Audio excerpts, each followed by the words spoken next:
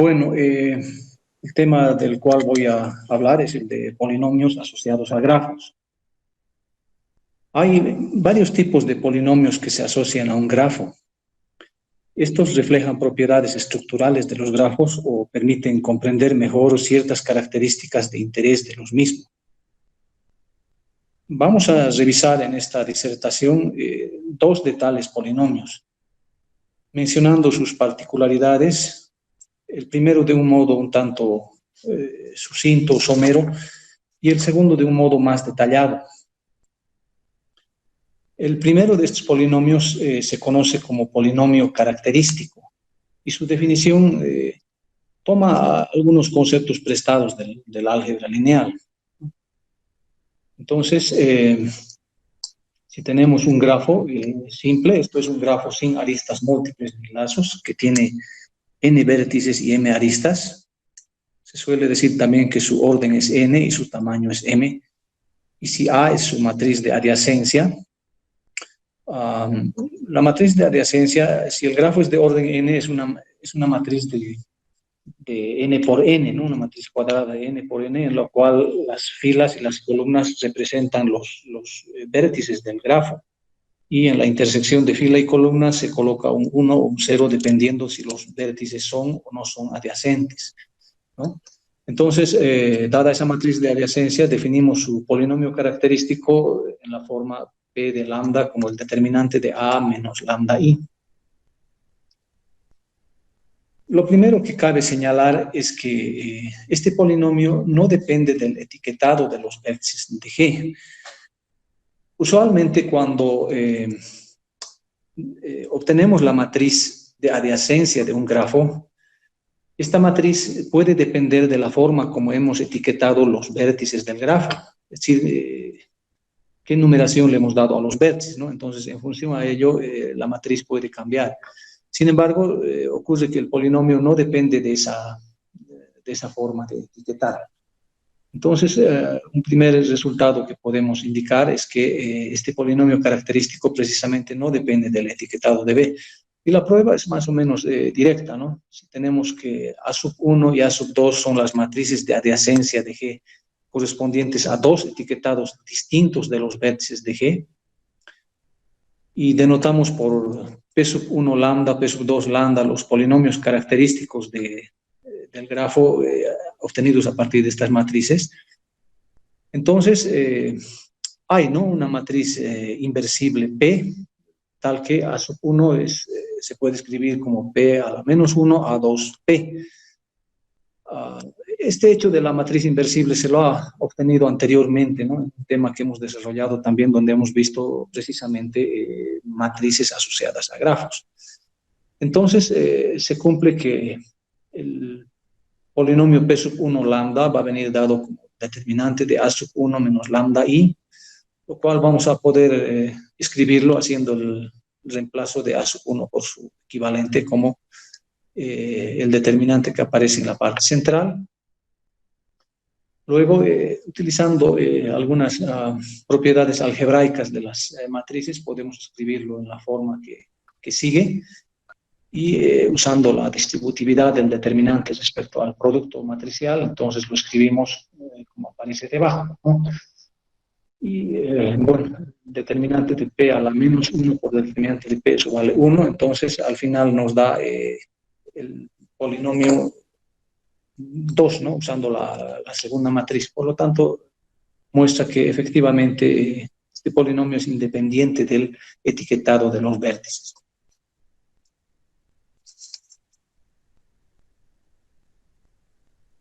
Siempre un poco tomando prestados algunos conceptos del álgebra lineal, como he dicho, podemos indicar que lambda es un autovalor del grafo G si es raíz de su polinomio característico,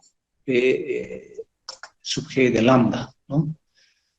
Después, un otro resultado que vemos es el que si tenemos que G sub 1, G sub 2 son componentes conexas de un grafo G, se cumple que el polinomio característico de G va a venir dado como el producto de ambos polinomios. Y este resultado se puede generalizar, ¿no? Si tenemos que el grafo no es conexo, es decir, tiene varias componentes a las cuales podemos denotarlas como G sub 1, G sub 2, G sub R. Estas son las componentes conexas de un grafo. Entonces, su polinomio característico va a venir dado como el producto de estas componentes conexas.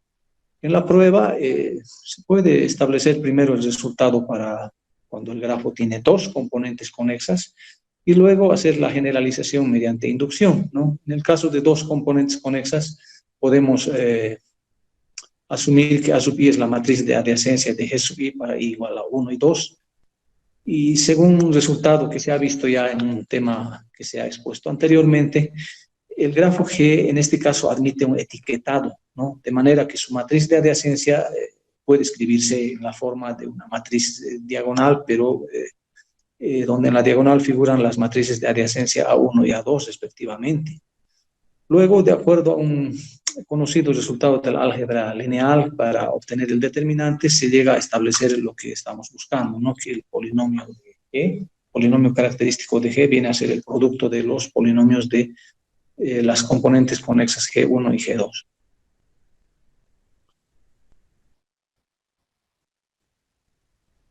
En relación al polinomio característico, se establece en primera instancia algunas relaciones entre los coeficientes de este polinomio característico y su grafo asociado. Bueno, en relación, decía, al polinomio característico, se establece en primera instancia algunas relaciones entre los coeficientes de este polinomio característico y su grafo asociado. Si tenemos que G es un grafo con n vértices y m aristas, y su polinomio entonces puede anotarse en la forma lambda n más a sub 1, lambda n menos 1, etcétera, hasta a sub n. Se cumple que en primera instancia el coeficiente a sub 1 siempre va a ser 0. El coeficiente a sub 2 siempre va a ser igual a menos m, siendo m el número de aristas del grafo. El coeficiente a sub 3 va a ser igual a menos 2t, donde t viene a ser el número de ciclos triangulares que tiene el grafo G, ¿no? Son hechos que empiezan a reflejar ya algunas propiedades de los grafos y que se prueban de un modo más o menos directo. Su prueba está en el artículo que hemos hecho sobre este tema, no voy a presentarla aquí. Comentar más bien otro resultado a modo de ilustración, ¿no? De cómo el polinomio característico, sus autovalores, etcétera, reflejan algunas propiedades del grafo. Si tenemos un grafo regular de grado K, un grafo regular es un grafo en el cual todos sus vértices tienen el mismo grado, es decir, a cada vértice llega el mismo, concurre el mismo número de aristas. De grado K, entonces a todos los vértices llegan K aristas, ¿no? Si tenemos un grafo de ese tipo, entonces se cumple siempre que K es un autovalor de G, en el sentido que hemos definido hace un momento. Después, otro resultado nos dice que G es conexo si y solo si la multiplicidad de K es 1. Y un tercer resultado nos indica que cualquier autovalor lambda de G va a estar comprendido entre menos K y K, es decir, su valor absoluto va a ser menor o igual que K.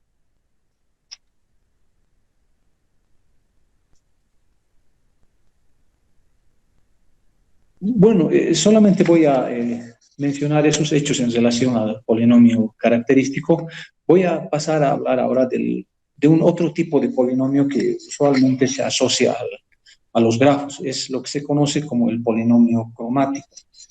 Este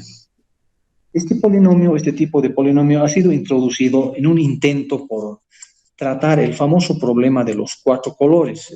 Yo estimo que todos los presentes han escuchado hablar de este problema, ¿no? Es uno de los problemas más famosos dentro de la teoría de grafos y en realidad dentro de la topología. Este ha dado origen en realidad a buena parte de la teoría de grafos y también ha tenido que ver con el origen de la topología. Bueno, este polinomio cromático entonces ha sido introducido precisamente para hacer un intento de tipo algebraico por tratar este problema. O para utilizar ciertas técnicas algebraicas, ¿no? Antes de definirlo, se requiere introducir ciertos conceptos previos referidos a la coloración de vértices de un grafo.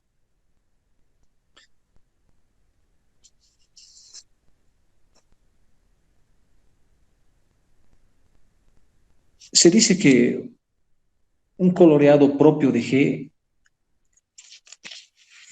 un coloreado propio de vértices de un grafo G, es una asignación de colores a los vértices de G, ¿no? Un color a cada vértice, de modo que vértices adyacentes reciban colores distintos.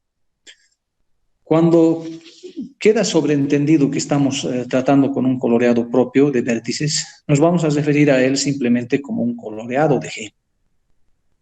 Los colores empleados pueden ser elementos de cualquier conjunto. Colores como rojo, azul, etcétera, se usan solo cuando se requiere un número pequeño de colores. Lo más frecuente es más bien utilizar enteros positivos, 1, 2, 3, etcétera, hasta K en lugar de colores. De hecho, entonces, hablar de colores es solo un modo pintoresco de referirse al asunto, ¿no? Lo que se hace en realidad es que un coloreado es una función, ¿no? Una función que le vamos a denotar con C, que va del conjunto de vértices de G en el conjunto de los números enteros positivos. De tal modo que C de U va a ser distinto de C de B cuando U y B son vértices adyacentes en G. Cuando cada color que empleamos es uno de K colores dados, entonces nos vamos a referir a dicho coloreado como un K coloreado. Una otra definición que necesitamos introducir es la de el número cromático. Entonces, al mínimo entero positivo K, para el cual G es K coloreable, se le denomina el número cromático de G y se lo denota con chi de G, ¿no? Un grafo G con número cromático K, entonces se dice que es un grafo K cromático. Por lo tanto, si ocurre que chi de G es igual a un cierto valor K, entonces existe un K coloreado de G, pero no existe un K menos un coloreado, ¿no? Ya que, de acuerdo a la definición que hemos dado, K es el menor valor posible para obtener un K coloreado en G. De hecho, de acuerdo a las definiciones introducidas, un grafo G va a ser K coloreable si y solo si el valor chi de G es menor o igual a K.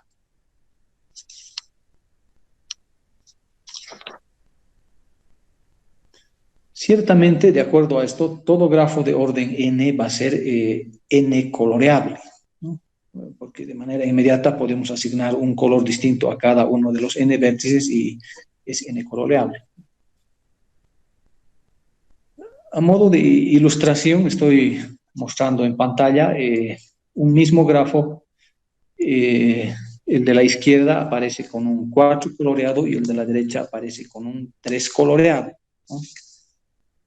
Como el orden de este grafo K aquí es 6, tiene 6 vértices, entonces este grafo es K coloreable, mejor dicho, para cada entero K mayor o igual que 1, menor o igual que 6 en primera instancia.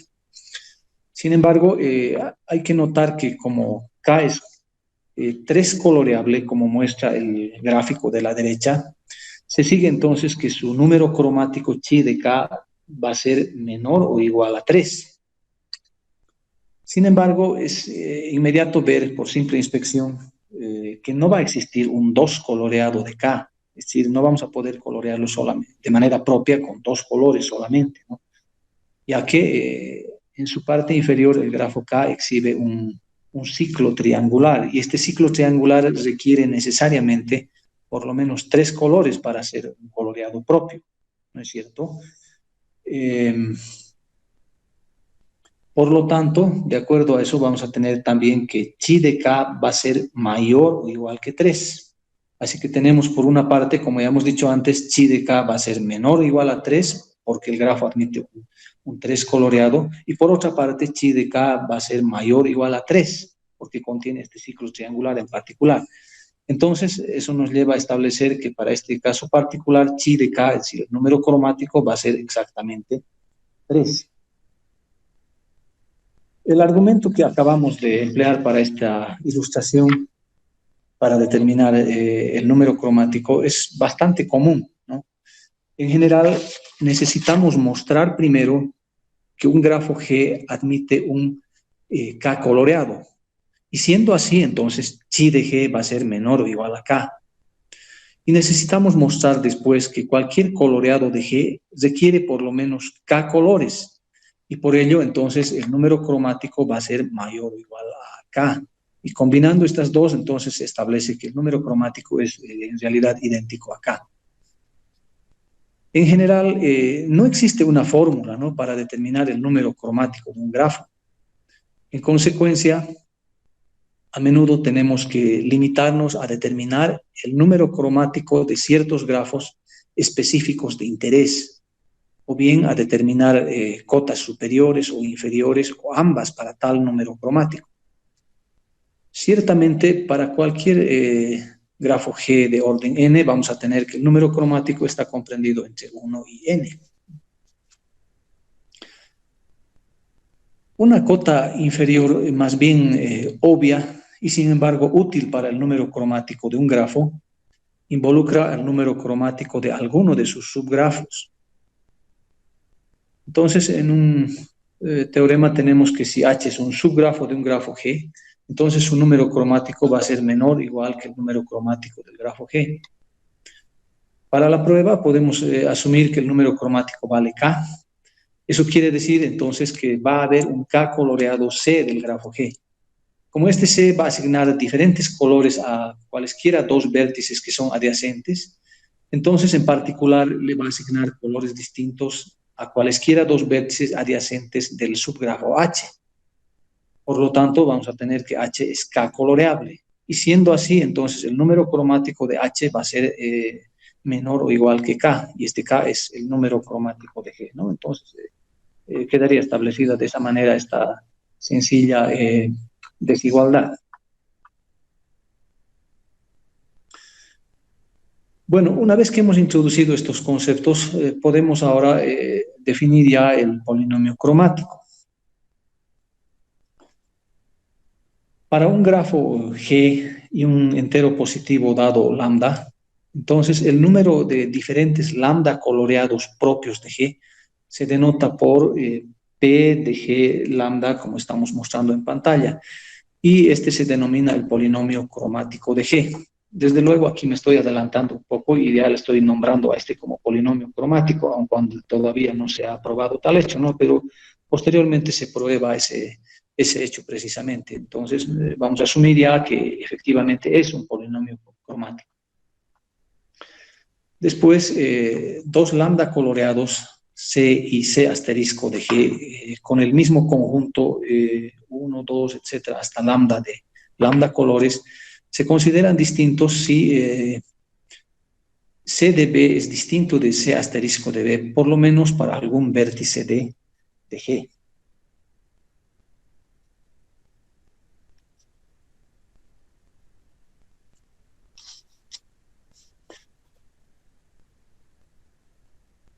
Obviamente vamos a tener que si el número cromático es más grande que lambda, entonces el polinomio cromático va a ser cero, ¿no es cierto? No va a haber ningún lambda coloreado cuando lambda sea menor que el número cromático. Recordemos que el número cromático es el menor entero positivo para el cual existe un coloreado propio.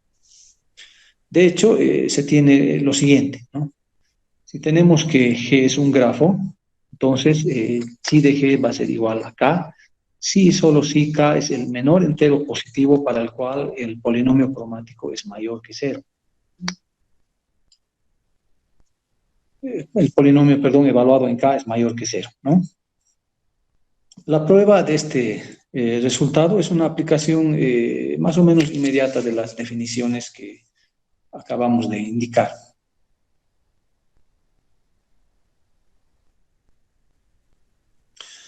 Ocurre que para ciertos tipos particulares de grafos, el polinomio cromático se puede determinar de manera expedita. Y esto a su vez, como vamos a ver enseguida, permite obtener el polinomio cromático para grafos más generales. Entonces tenemos este resultado, el cual nos dice que para cualquier entero positivo lambda, vamos a tener que el polinomio cromático de K sub n lambda, K sub n aquí es lo que se conoce como el grafo completo de n vértices, es decir, K sub n es un grafo que tiene n vértices y en el cual cada vértice está conectado con todos los demás. Por ello se llama el grafo completo, ¿no? Entonces, para ese grafo es relativamente sencillo calcular su polinomio cromático. El primer vértice vamos a poder asignarle cualquiera de los lambda colores disponibles. A un segundo vértice vamos a poder asignarle cualquiera de los lambda menos un colores restantes, porque este vértice está conectado al primero.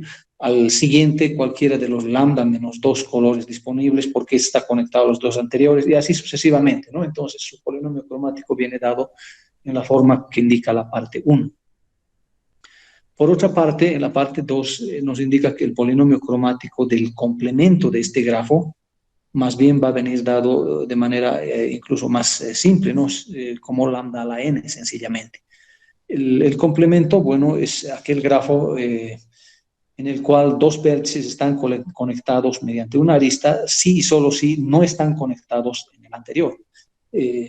Como en K sub n cada dos vértices están conectados, entonces en K sub n barra ningún par de vértices están conectados, simplemente es un grafo constituido por vértices sueltos, ¿no? Entonces, de manera inmediata se obtiene que su polinomio cromático viene dado como lambda a la n.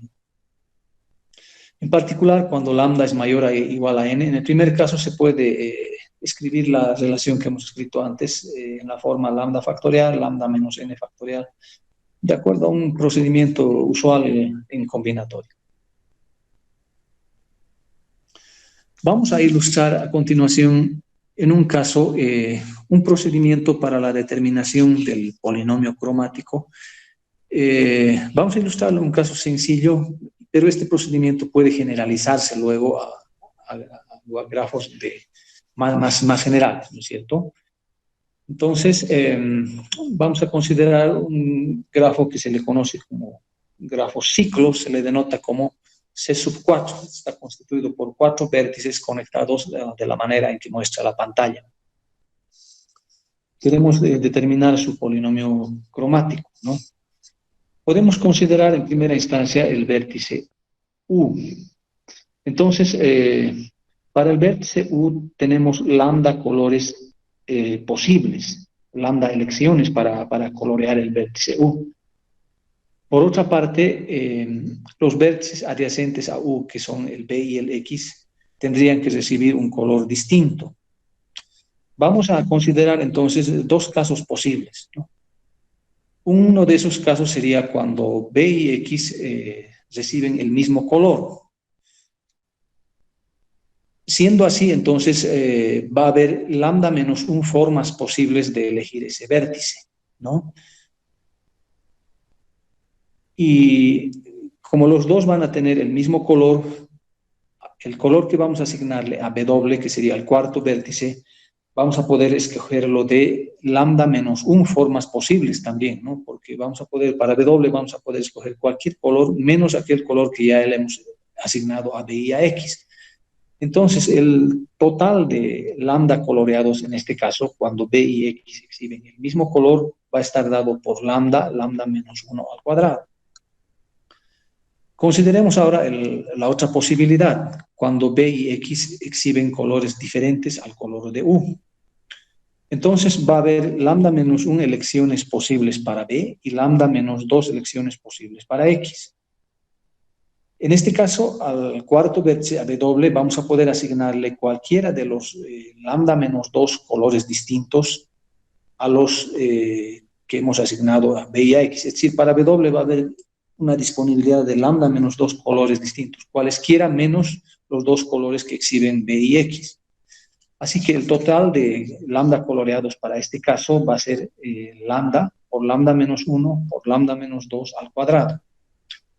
Como estos dos casos son disjuntos, entonces el total de lambda coloreados para este grafo, que como hemos dicho se le denota como C sub 4, es un ciclo de 4 elementos, viene a ser la suma de las dos expresiones que hemos obtenido anteriormente, es decir, lambda menos 1 al cuadrado más lambda menos 1, lambda menos 2 al cuadrado.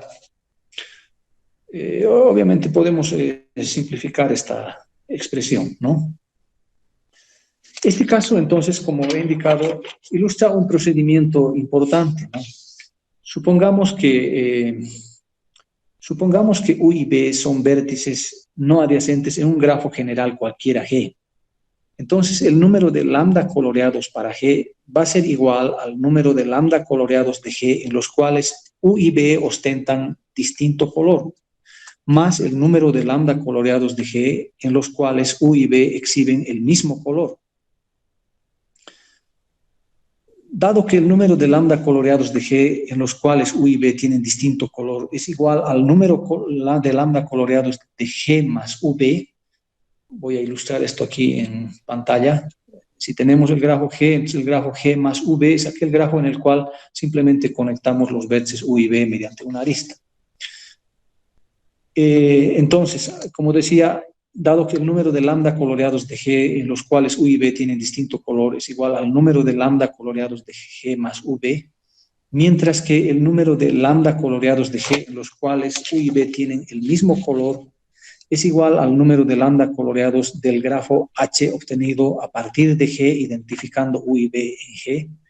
Voy a ilustrar también esta identificación. Si tenemos un grafo G, entonces, dados dos vértices no adyacentes, podemos hacer una identificación de ambos, ¿no es cierto? Como muestra el diagrama de en medio, estamos identificando U y B, y cuando hay aristas múltiples entre ambos, se eliminan esas aristas múltiples y nos quedamos con una sola.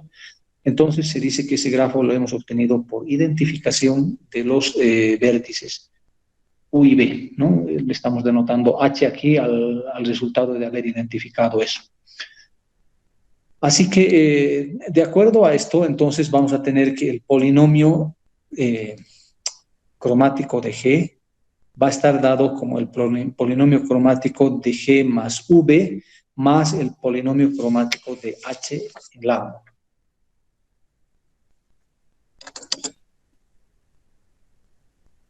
Podemos reseñar esta observación que acabamos de hacer en un teorema. Entonces, este teorema, al cual estoy llamando con teorema G, nos dice que si tenemos un grafo G que contiene los vértices no adyacentes U y B, y si H es el grafo obtenido de G identificando U y B, entonces vamos a tener que el polinomio cromático de G va a venir dado como el polinomio cromático de G más V más el polinomio cromático del grafo H, que como indica el teorema se obtiene identificando los vértices U y B.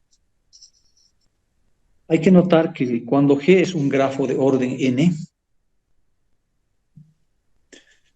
donde n mayor o igual que 2 y tamaño m mayor o igual que 1, es decir, con m aristas, entonces G más V va a ser del mismo orden, ¿no? No se incrementa ningún vértice, va a ser del orden n, y su tamaño va a ser m más 1 por la arista que estamos añadiendo.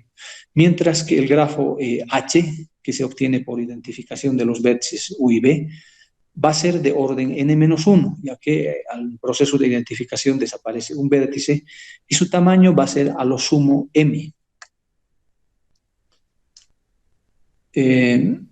Desde luego también podemos expresar la ecuación dada en el teorema G en la forma que el polinomio de G más V va a ser igual al polinomio de G lambda menos el polinomio de H en lambda.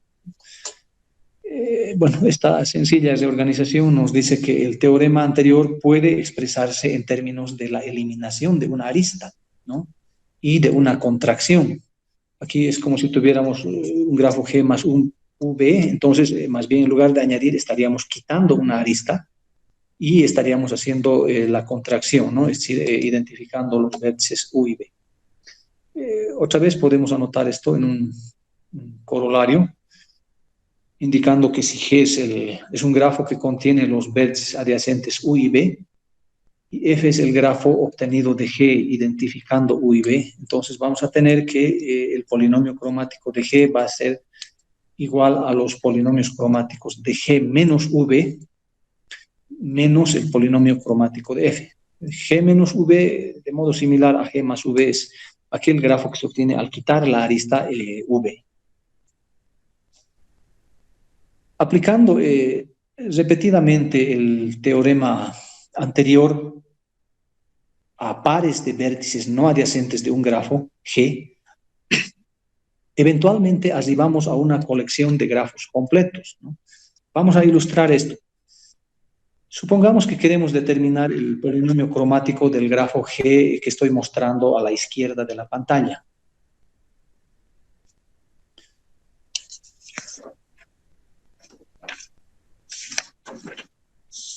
Entonces, para los vértices no adyacentes U y B y el grafo H obtenido al identificar U y B, se sigue por el teorema que acabo de indicar, el teorema G, que el polinomio cromático de G va a estar dado como la suma de los polinomios cromáticos de los dos grafos que exhibo a la derecha de la figura, ¿no? El grafo G más UV y el grafo H, que se ha obtenido por la identificación de los vértices U y B. Bueno, en este punto conviene señalar una notación introducida por el matemático Alexander Zhikov. En vez de escribir repetidamente la ecuación que figura en la parte inferior de la pantalla, se suele representar el polinomio cromático de un grafo mediante el mismo dibujo del grafo, ¿no? Indicando en él que pares U y B de vértices no adyacentes van a ser, por una parte, conectados con una arista y por otra parte, identificados. Así, para el grafo de nuestro ejemplo, entonces, podemos escribir, en lugar de escribir esta ecuación que tenemos debajo, simplemente de esta forma, ¿no? Utilizando sus dibujos para indicar la relación anterior. Esto es más cómodo que estar escribiendo repetidamente los polinomios, sobre todo cuando tiene que hacerse este tipo de cálculos de manera repetida, ¿no? Es nada más un convenio, vuelvo a indicar esto. Entonces, prosiguiendo de este modo, repetidamente, en este caso, por ejemplo, un cálculo típico es el que estoy mostrando en la siguiente pantalla, ¿no? Tenemos en la parte superior el grafo del cual hemos partido, y esto va a ser igual a los polinomios cromáticos de los grafos G más V más el grafo K obtenido por identificación, como ya hemos dicho antes. Luego volvemos a repetir el proceso con cada uno de estos pedazos. Entonces, eso se ilustra en la siguiente fila. Discúlpeme, no tengo el puntero para poder indicar, lamentablemente estoy transmitiendo desde un celular por razones de algún problema que he tenido con mi computador. Entonces, se vuelve a repetir el procedimiento para uno de las dos partes que hemos obtenido. Nos queda, como indicamos en la siguiente fila entre paréntesis. Para el otro hacemos lo propio, ¿no? Identificamos los dos vértices que falta por identificar. Nos queda en este caso dos grafos completos, que sería el K sub 4 y el K sub 3. Proseguimos de este modo, ¿no? Identificando otros pares de vértices no adyacentes con cada uno de los pedazos dados. Entonces nos da la tercera fila. Dado que estas figuras representan polinomios, en realidad podemos operar algebraicamente como se indica en la subsiguiente fila, y proseguimos de ese modo, ¿no? Hasta que al final, cuando ya no hay vértices adyacentes, entonces todos los grafos que obtenemos son grafos completos, donde ya cada par de vértices están conectados por una arista, ¿no? Y como hemos indicado antes en un teorema, para estos grafos completos se puede obtener de manera sencilla sus polinomios cromáticos, ¿no? Entonces hacemos el reemplazo de sus expresiones correspondientes y obtenemos en general que el polinomio cromático del grafo G dado antes viene a ser lambda a la quinta, 6 veces lambda a la cuarta, 14 veces lambda al cubo, 15 veces lambda al cuadrado más 6 lambda.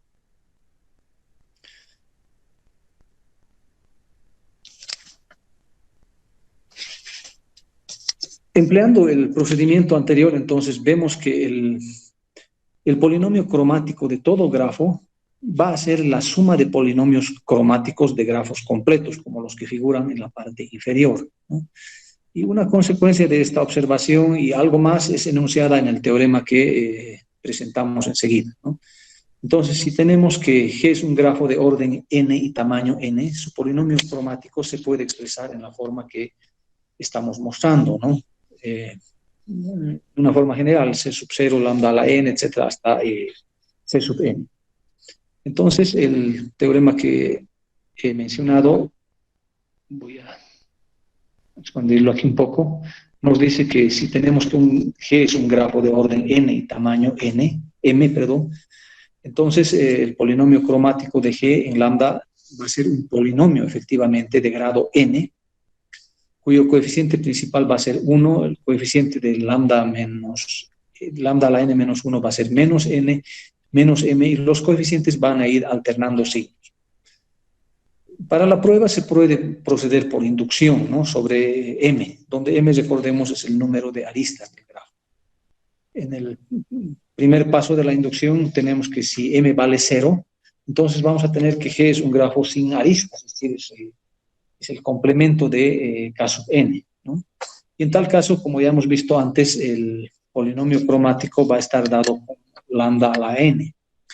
Y este polinomio trivial tiene las propiedades requeridas, ¿no?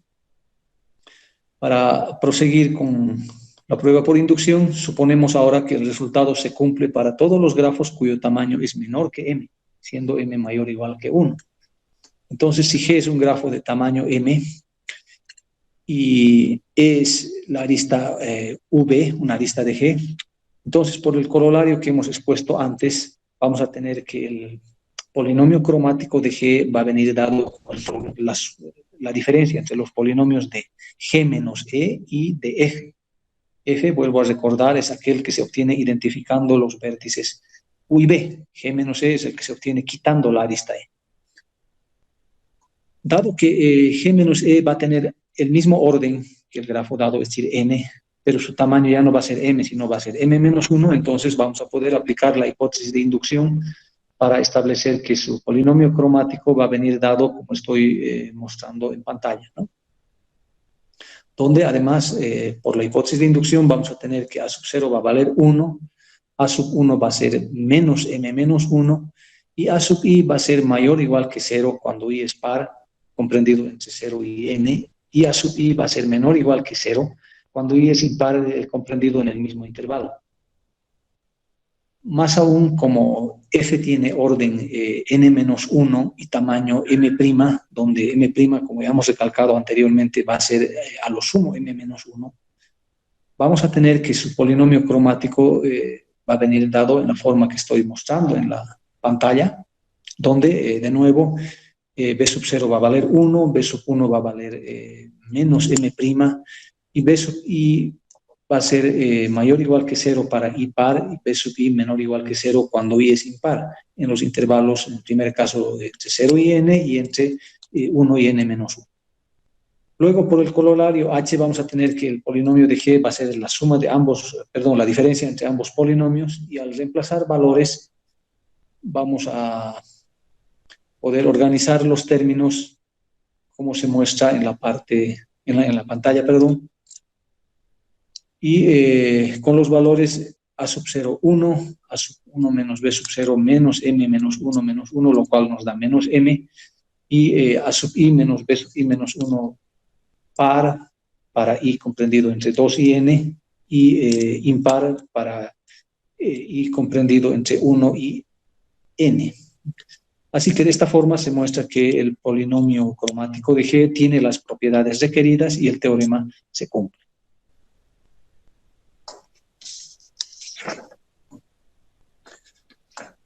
Supongamos ahora que un grafo G tiene un vértice terminal. Un vértice terminal es un vértice de grado 1, es decir, un vértice al cual llega una sola arista. Entonces, supongamos que ese vértice terminal es B. Entonces, por supuesto, el polinomio cromático de G menos B, es decir, el grafo que se obtiene al quitarle el vértice G, va a ser el número de lambda coloreados de este grafo, precisamente, de G menos B. En tal caso, al vértice B vamos a poder asignarle cualquiera de los lambda colores posibles, excepto el color asignado a su vértice, a su único vértice adyacente, que sería 1. Entonces, esta sencilla observación nos lleva al siguiente teorema. Si tenemos que G es un grafo que contiene un vértice terminal B, Entonces vamos a tener que el polinomio cromático de G en lambda va a venir dado como lambda menos 1, que sería el total de formas de colorear el vértice terminal B, por el número de coloreados del grafo G menos B en lambda. Esta es una observación y un resultado un tanto sencillo, sin embargo es bastante útil, ¿no? Porque, por ejemplo, nos permite calcular el polinomio cromático de cualquier árbol. Un árbol es un grafo de tipo particular que no contiene ningún circuito, ¿no?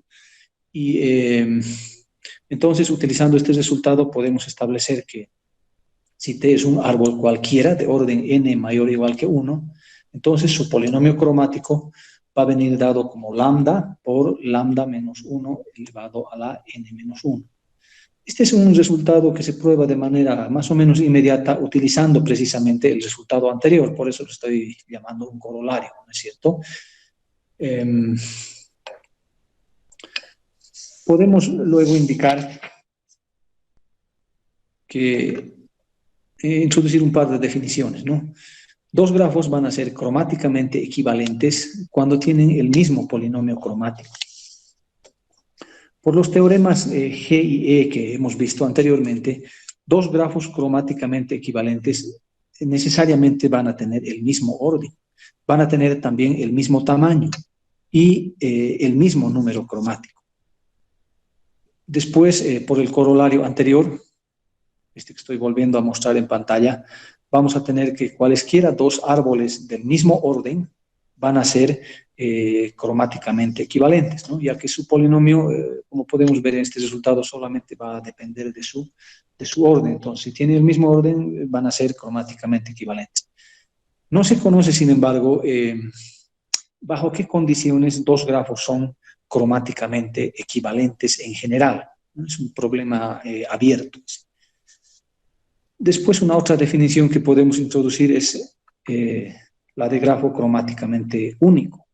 Un grafo G se dice que es cromáticamente único si ocurre que el polinomio cromático de cualquier grafo H es igual al polinomio cromático de G.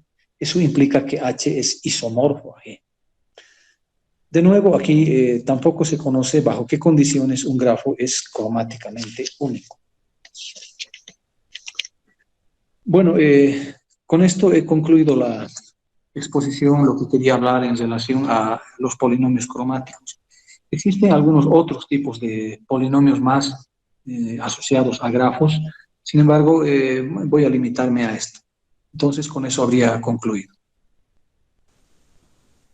Sí, yo quisiera preguntar algo. Sí, adelante, Jimmy. Creo que los polinomios cromáticos se introdujeron con la idea de utilizar la álgebra o inclusive el análisis para tratar de atacar el problema de los cuatro colores. Entonces, quería saber si es que conoce algún resultado en ese sentido, o sea, que se utilice álgebra o análisis para decir algo de alguna clase de polinomios.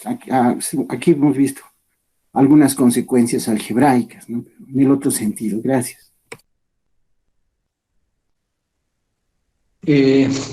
Sí, bueno, como he indicado, efectivamente, ¿no? Los polinomios cromáticos se introdujeron precisamente con esa intención de utilizar técnicas de tipo algebraico para tratar este famoso problema de los cuatro colores. Si he entendido bien la pregunta, el doctor Jimmy nos pregunta si se ha podido utilizar este tipo de polinomio para tal propósito.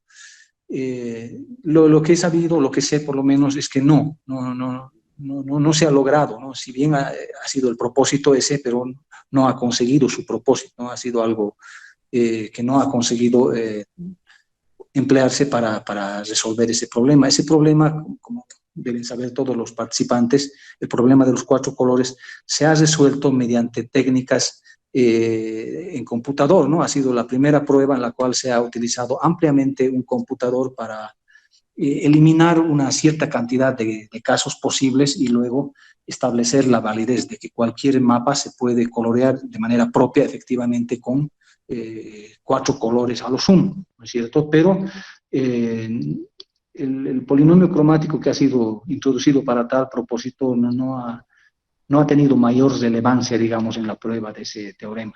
Sin embargo, como hemos podido ver y como ocurre muchas veces en matemáticas, una técnica que se introduce ¿no? puede ser que no necesariamente sea fructífera para el propósito que ha sido introducido, pero puede ser que dé luces sobre otras cuestiones, en este caso para ilustrar o para ayudarnos a comprender mejor la estructura de los grafos. Es cuanto puedo indicar al respecto. ¿Alguien está queriendo hablar? Puede formular su pregunta. Sí. Hola, no, en realidad no es una pregunta, es solamente un saludo. Mi nombre es Fernando Morales, yo fui estudiante de la carrera de matemática por un tiempo. Ahora estoy trabajando en Colombia y simplemente quería darles un saludo, un cálido saludo a todos. Entiendo que pueda ser incómodo el presentarse de esta manera, para mí también lo es en todo momento, pero miren que entre las cosas positivas es que se puede tener este intercambio. Yo pude asistir a la charla de Marcelo y disfrutarla a pesar de estar acá en Medellín, así que simplemente darles un saludo. Yo voy a estar pendiente, siguiendo las charlas de ustedes, todas aquellas que yo pueda seguir, en las que, digamos, compartan intereses conmigo, y ya. Y eso es todo, simplemente, pues, muchísimas gracias y felicidades a Marcelo por esa linda exposición. Gracias. Bueno, le agradezco. No sabía que de Colombia se conectaban, pero a mí me place mucho. Yo sabía que gente de Perú y Brasil estaban conectados también, pero espero que haya disfrutado las charlas. Tenemos todavía el próximo viernes la última charla. Entonces, como les adelanto, va a ser un poco largo. Vamos a empezar a las 9 de la mañana.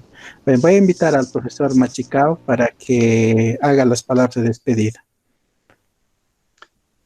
Bueno, agradecer en primera instancia a todas las personas que se han conectado, han participado en esta charla. Un saludo también a Fernando. Una sorpresa grata ver que él también está entre los participantes. Y bueno, vuelvo a repetir, son circunstancias muy especiales por las que estamos pasando, pero bueno, yo creo que mediante este tipo de charlas virtuales se puede sobrellevar esta situación, ¿no? Muy agradecido entonces con el director del instituto, colegas docentes, estudiantes que han participado en esta exposición. Gracias.